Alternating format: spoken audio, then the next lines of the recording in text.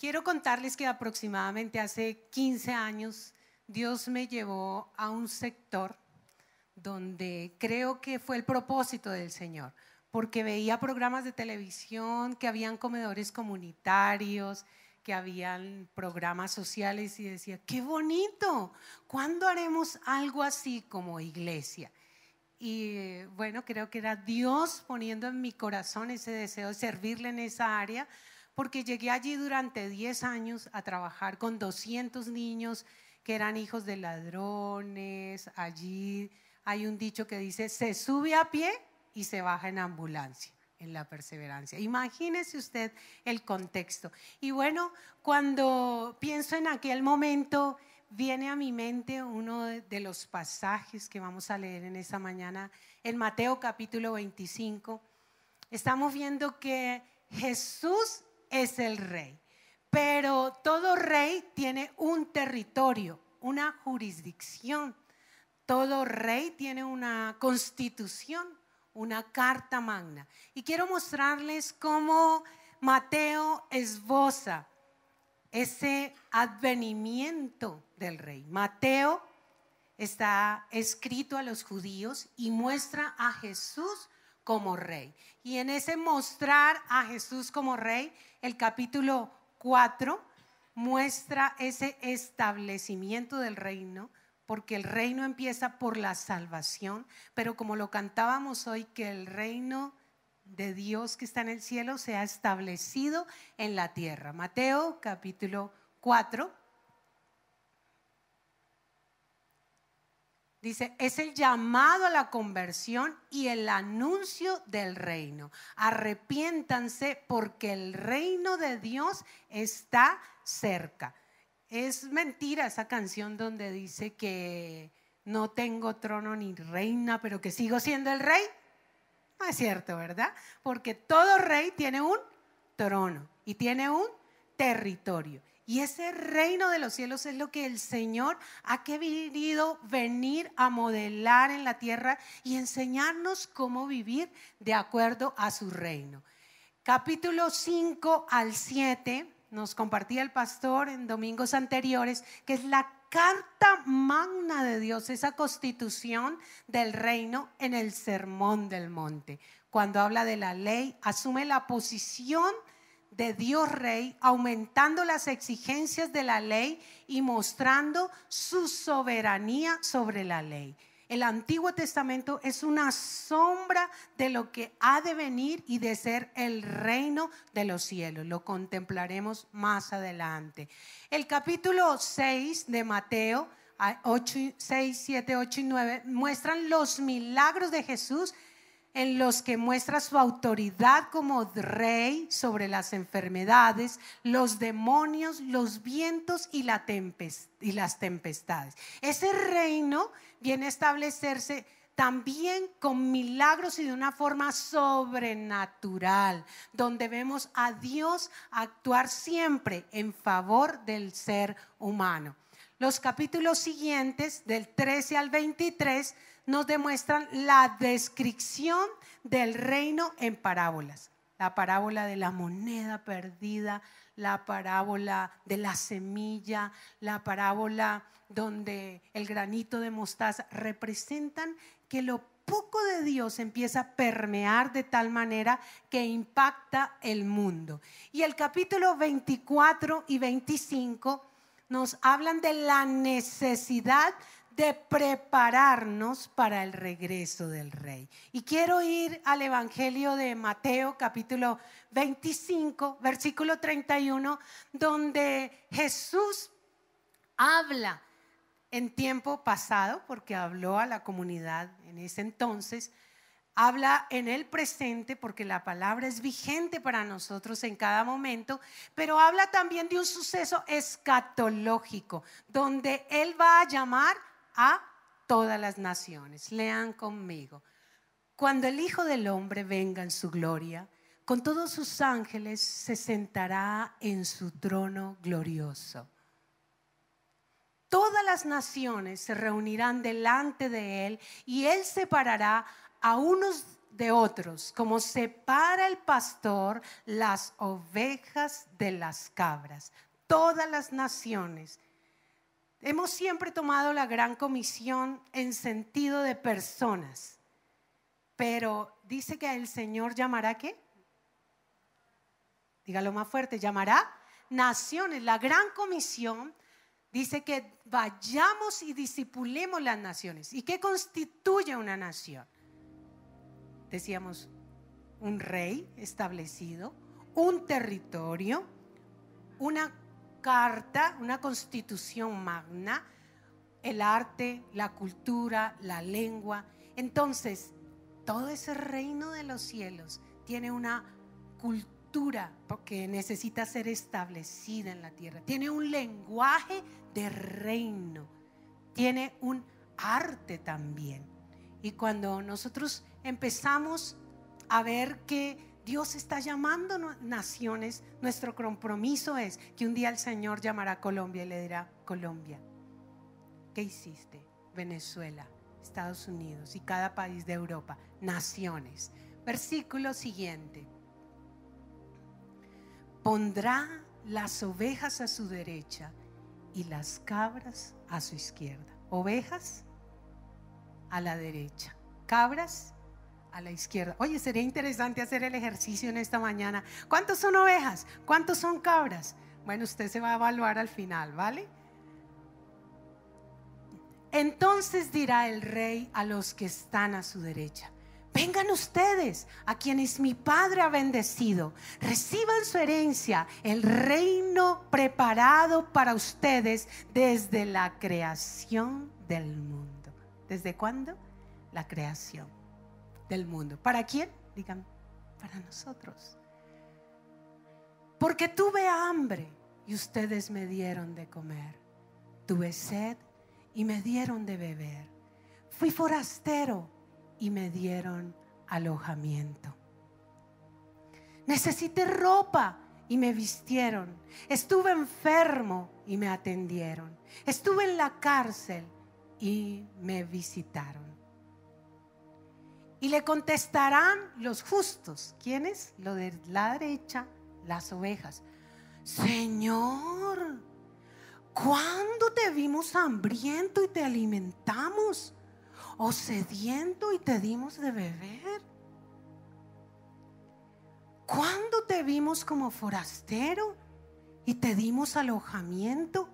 ¿O necesitado de ropa y te vestimos? Parece que ellos no son conscientes de lo que el Señor está viniendo a pedirles. El Señor dice: bueno, vengan a ver las ovejitas, las cabritas. Y dicen a las ovejitas: las amo. Tuve hambre y ellos, ¿sí? O sea, no lo hicieron con la intención de recompensa, lo hicieron voluntariamente. Sigamos. ¿Cuándo te vimos enfermo o en la cárcel y te visitamos? El rey les responderá: les aseguro que todo lo que hicieron por uno de mis hermanos, aún por el más pequeño, lo hicieron por mí. Luego dirá a los que estén a su izquierda: apártense de mí, malditos, al fuego eterno preparado para el diablo y sus ángeles. Porque tuve hambre y ustedes no me dieron nada de comer. Tuve sed y no me dieron nada de beber. Fui forastero y no me dieron alojamiento. Necesité ropa y no me vistieron. Estuve enfermo y en la cárcel y no me atendieron. Ellos también contestarán: Señor, ¿cuándo te vimos hambriento o sediento o forastero o necesitado de ropa o enfermo o en la cárcel y no te ayudamos? Tampoco son conscientes de que luego, ¿cómo así que para entrar al reino de los cielos hay que hacer todas esas cosas? Me hubieran dicho antes. Sigamos. Y él le responderá: les aseguro que todo lo que no hicieron por el más pequeño de mis hermanos, tampoco lo hicieron por mí. Y en este pasaje empieza uno a examinar por qué el Señor habla así. ¿Es que acaso somos salvos por obras? No. La palabra dice que el justo por fe vive y que la salvación es por gracia. Pero cuando tú profesas la fe del Señor, la fe debe manifestarse, debe mostrarse. Santiago lo declara así. Dice, muéstrame tus obras y yo te mostraré mi fe. Y cuando empiezo a mirar cómo Dios establece ese reino, quiero dejar en esta mañana en sus mentes 3 principios. El primer principio nos enseña que la forma en que Jesús establece su reino es que Él es el creador de todo un entorno en favor del hombre. Lo hace y nos da valor, nos da dignidad, nos da la capacidad de relacionarnos. Y nada menos que el Señor pone allí a Adán, ¿en dónde? En el paraíso. Hace el sol, el mar, las estrellas, los mares, la tierra, los árboles, los animales, todo un entorno precioso. Y los que hemos tenido la oportunidad de ver los bellos atardeceres, de conocer paisajes, lugares, decimos, todo fue hecho para la gloria de Dios. El salmista en varios de los salmos escriben, los cielos cuentan la gloria de Dios y el firmamento anuncia la obra de sus manos. A través de toda la belleza de la creación, Dios muestra que Él vive, que Él es real. Y el Señor se encarga no solamente de establecerle un entorno físico, sino aún Dios se ocupa de las necesidades emocionales, sociales. Y dice, bueno, ya le di todo a este hombre y está solo. Y le envía una ayuda idónea para que esté más contento. Dios recrea al hombre a través del sexo dentro del matrimonio para traer plenitud a sus necesidades. Pero ese Dios que establece el tiempo, que establece un entorno para el hombre, también demuestra a través de Mateo. 50 veces está la palabra reino en Mateo, más de 35 veces el reino de los cielos. Y cómo Dios trae ese reino, hay algo que se llama la línea providencial de Dios a través de la historia. ¿Y qué es la línea providencial de Dios? Es la manifestación del Señor en cada etapa de la historia. La línea providencial de Dios es la manifestación de Dios a través de nuestra propia vida, donde decimos, el Señor estaba allí, Dios estaba allí. Dios estaba a la edad de 5 años cuando estaba aprendiendo a leer y caí en una alcantarilla y no me sumergí. Tenía zapatos grulla, esa suela gruesa, y se enganchó en una de las varillas y alguien me sacó.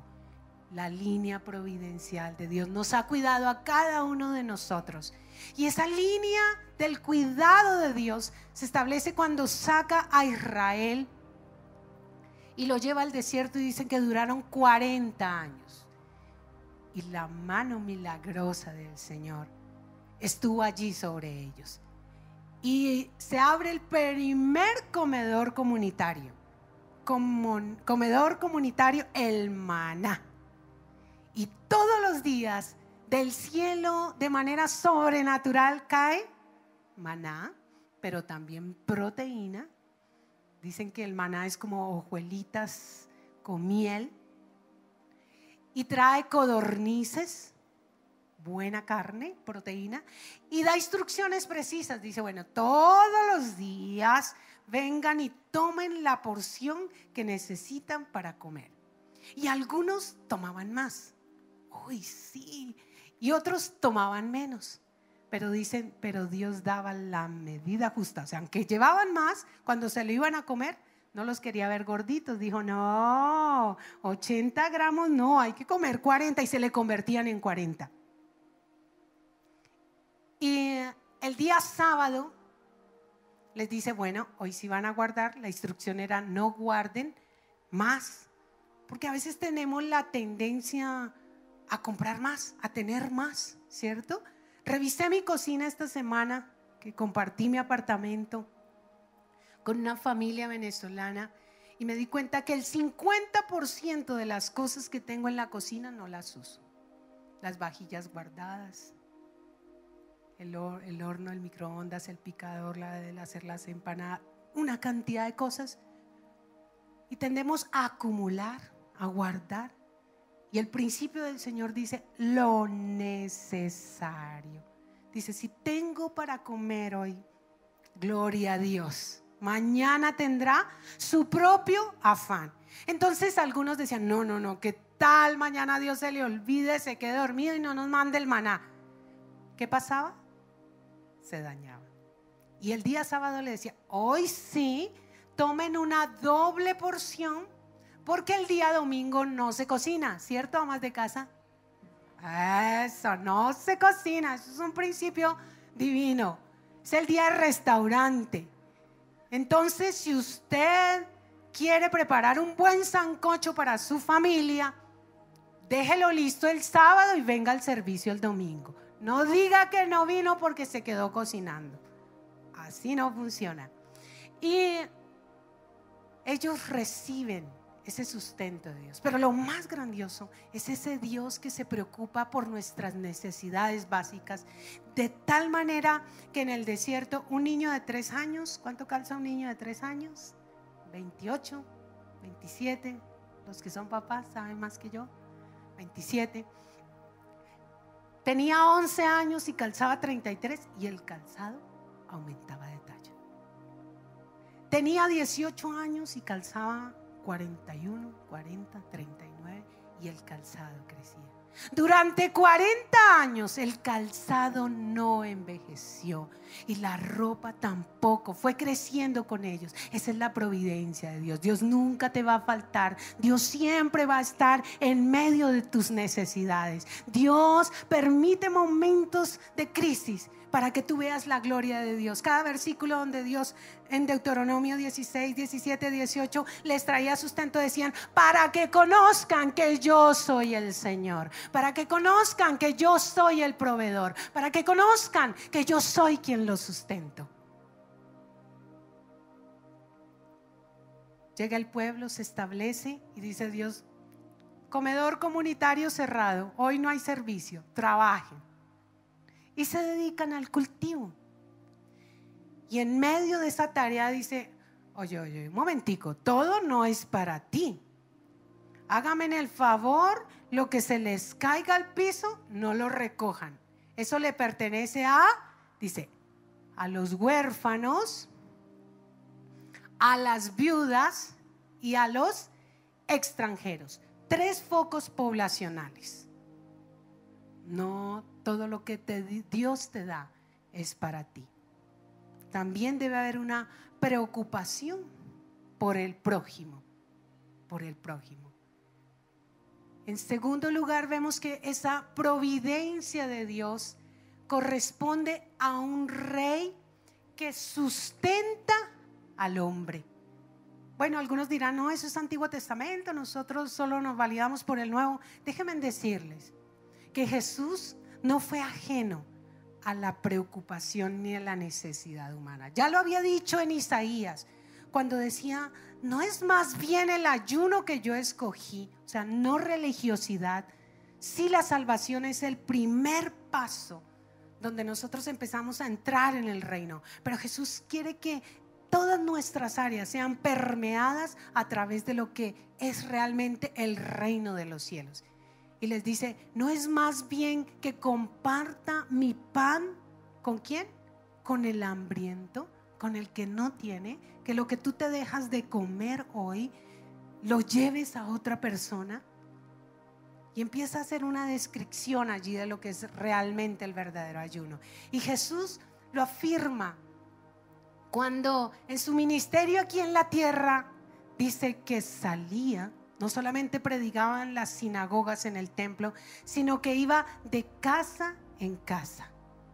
Y un día llega donde sus amigos y allí se da cuenta que la suegra de Pedro está enferma. ¿Saben? Si Jesús se hubiera quedado solo en el templo, ni idea. ¿Sabe usted quién está hoy enfermo y no vino a la iglesia? Jesús sí lo supo, porque fue allí, tocó, oró por ella y el Señor le sanó. En una ocasión está predicando toda una multitud y ya llegó la tarde, están fatigados y Jesús escucha la voz de sus discípulos que le dicen: Jesús, cada uno para su casa. ¿Y qué le dice Jesús? No, un momentito, les da la pálida en el camino y dicen: denle ustedes de comer, denle ustedes de comer, denle ustedes de comer, denle ustedes de comer. Y de lo poco que había, de manera milagrosa el Señor lo multiplicó y alcanzó para todos. Cuando Pablo está en la cárcel, Pablo agradece a la iglesia de Filipo, un barrio humilde allí, y dice: gracias porque ustedes se acordaron de mí.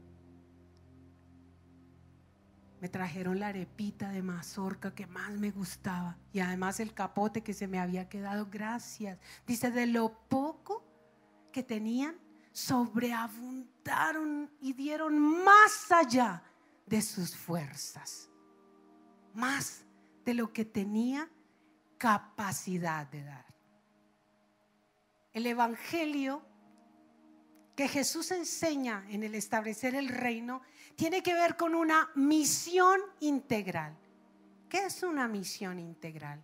Que no nos ocupamos solamente de predicar y predicar y de predicar la palabra, sino que la forma de hacer misiones, de predicar la palabra, es que nosotros mostremos a un Dios que sana, a un Dios que suple, a un Dios que tiene misericordia y se compadece, un Dios que no se olvida ni es ajeno al dolor humano.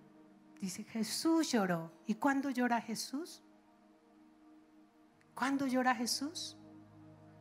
Cuando muere Lázaro, que se identifica con el dolor humano.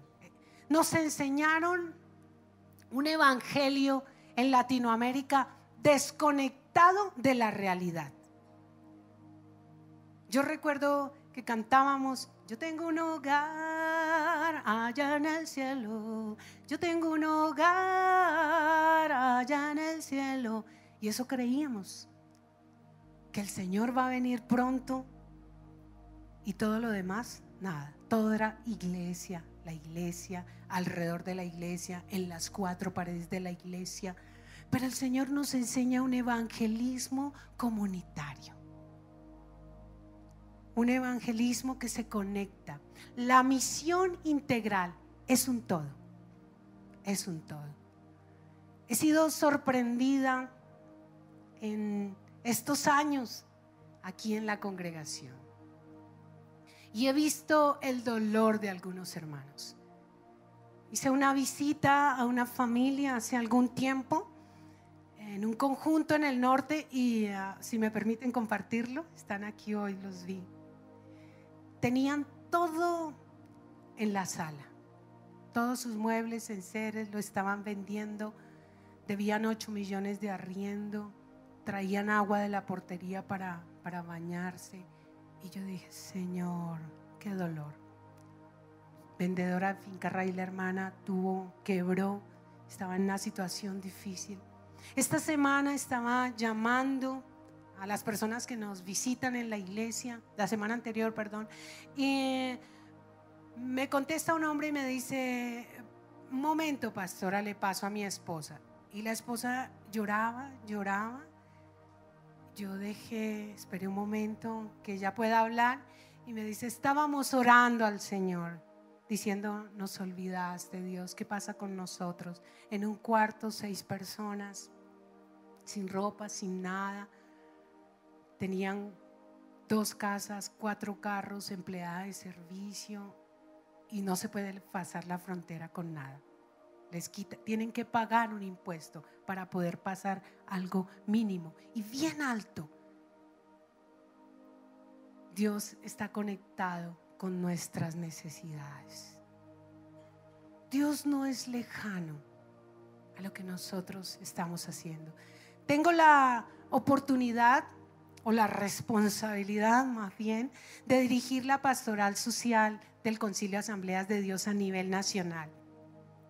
Y ha sido una experiencia muy bonita. Hace aproximadamente 10 años hicimos un diagnóstico donde identificamos que 250 iglesias de las 1000 existentes en ese momento tenían programas sociales.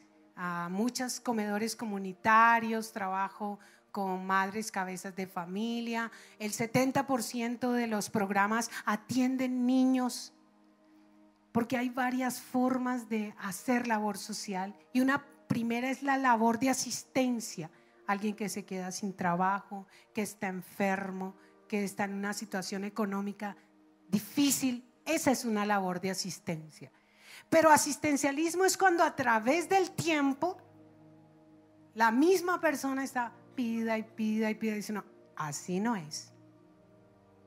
No, así no es. Todos podemos tener y enfrentar un momento de calamidad, de enfermedad, de dolor, de situaciones difíciles, de vacíos emocionales, todos.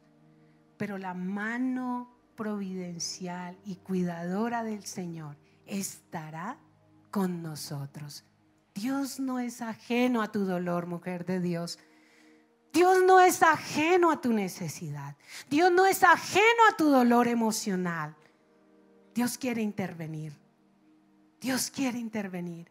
Pero para que nosotros reconozcamos que sin el Señor, que sin el Rey en nuestra vida, nada es posible. Y ha sido muy interesante ver la cantidad de situaciones que se presentan una tras otra. El año pasado, en abril, la avalancha de Mocoa, decían los medios de comunicación que 300 personas perdieron la vida. Nos movilizamos un mes después, 1000 personas habían perdido la vida. Y era triste escuchar a aquellas familias que quedaron con familiares fallecidos, que quedaron solos. Muchos salieron de allí, se acogieron en otros departamentos. La desolación tan terrible. Ver allí en este lugar donde la avalancha pasó, la ropa de los niños, muchas cosas, y nos movilizamos allí. Un año después fuimos con Diego y parecía un jardín, ¿no? Ya creció naturaleza, mata, ya la ropa no estaba. Muchas gentes volvieron allí esperando recibir algo del gobierno. Pero ante esta corrupción política, uno diría, el gobierno no es la solución. No es la solución. Construyeron un puente, 2.700 millones de pesos, decía allí la pancarta. Pensábamos, con 2.700 millones de pesos hubieran podido ayudar 270 familias con casas de 100 millones de pesos. No lo hizo así. Pero nosotros somos el instrumento del Señor para poder llegar a esos lugares. Y predicamos no solamente con un ánimo proselitista. Si Jesús hubiese predicado con un ánimo proselitista, ¿a cuántos leprosos hubiera sanado? De 10 que fueron a él, ¿a cuántos sanó? A 10.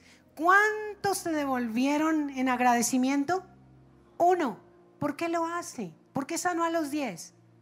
Por amor. Por amor. Sencillamente por amor.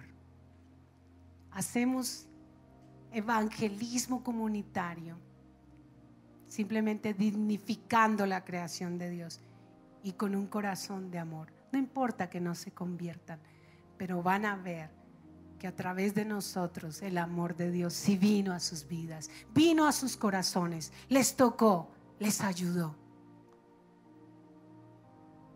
Estábamos en toda esta situación de Mocoa cuando nos dicen: Nicaragua está terrible, la gente está pasando hambre. Luego vino la oleada de Ecuador, Guatemala. Qué situación tan difícil.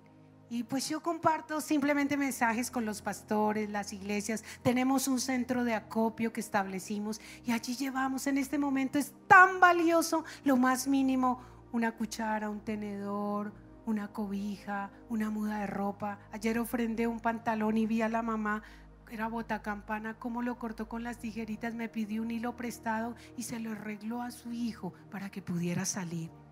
Y decía: Señor, nos hemos insensibilizado ante tantas situaciones tan difíciles en nuestro país.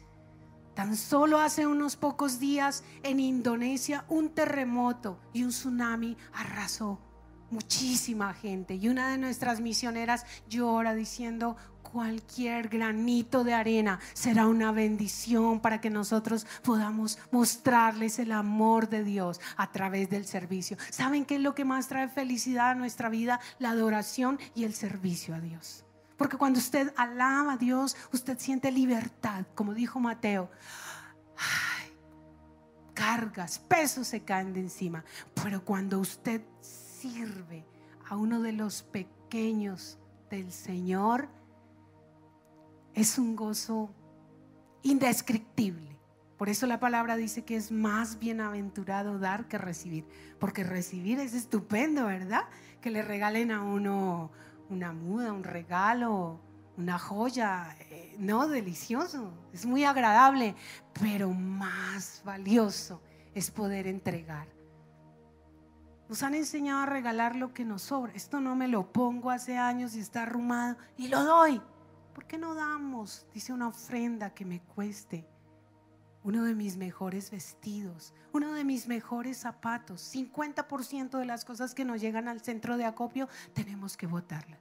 Pero ¿cuántos quieren hoy hacer un compromiso conmigo, Señor? Diciendo: quiero compartir lo que tú me has entregado. Tengo una muda de ropa, Señor. Tengo algo en la cocina, tengo unas sábanas, tengo unas cobijas y hay alguien que las necesita.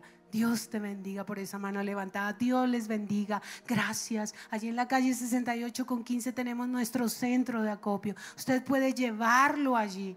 Puede decir: dono un día, dono 2 días. Vamos a organizar una brigada con 500 personas. ¿Y qué hablar hoy de la situación de migración venezolana? Se dice que al mes de diciembre, el doble de la población que ha entrado, 1 millón, habrán 2 millones de personas que transitan. Se improvisó un cementerio en La Guajira, donde una doctora dijo: al menos que tengan una muerte digna. Y está haciendo unas bóvedas, allí los moviliza y allí los entierran. Pasando por el páramo de Berlín, una pareja tuvo que enterrar su niño y seguir de camino llorando. Se deshidratan, no alcanzan a pasar. Unas condiciones infrahumanas están viviendo. Estamos en este momento a través del Concilio Asambleas de Dios haciendo un impacto grande. Más de 150 millones de pesos que recibimos el año pasado los hemos movilizado. Puerto Carreño se inundó este año al 70% el agua. Los pastores decían: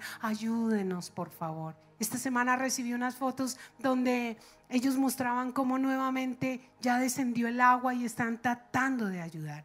En tercer lugar, el rey. Este es el cementerio. Está médico. Bueno, yo tenía un video y Matel me dijo: eso es cruel. Es duro escuchar, ver allí cómo en estas bóvedas entierran a las personas venezolanas.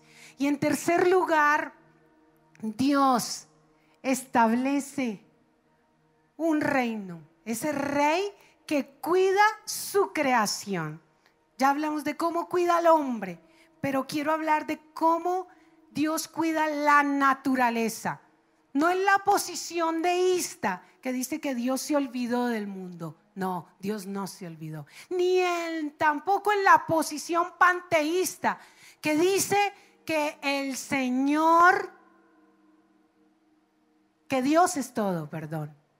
Que Dios es todo. que un árbol es Dios. Recuerdo estos argumentos ecologistas en años pasados que yo los criticaba diciendo que el amor a la naturaleza, al agua, pero saben que tenían un sentido cierto, y es que si Dios es el que crea el agua y el entorno para el hombre y su creación, es nuestra responsabilidad cuidar de ella.